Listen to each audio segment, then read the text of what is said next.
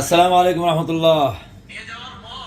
ভাই সকল দেখেন, শরীর স্বাস্থ্য ঠিক রাখার জন্য এখানে বিভিন্ন পদের গাছের দানা, বিচি, কালো জিরা, পেস্তা বাদাম, তারপরে এটা কি বাদাম কয়, একটা দিন কি বাদাম, কাজু বাদাম, তরমুজের বিচি, কুমড়ার বিচি, লাউয়ের বিচি, তারপরে মধু, আসাল, এগুলি খেজুর, আরো দু একটা কি যেন দিছি, আমার নাম মনে নাই।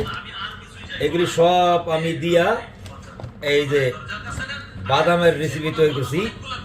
এগুলি নিয়মিত আলহামদুলিল্লাহ যদি কেউ খায়, আল্লাহ পাক তাকে শিফা দিবেন, বিভিন্ন রোগ থেকে মুক্ত থাকবেন, হাঁটু ব্যথা, জোড়া জোড়া ব্যথা এগুলি থাকবে না ইনশাআল্লাহ। নিয়মিত খেতে হবে, নিয়মিত। আল্লাহ পাক আমাদেরকে আল্লাহর নিয়ামতগুলি খেয়ে খেয়ে আল্লাহ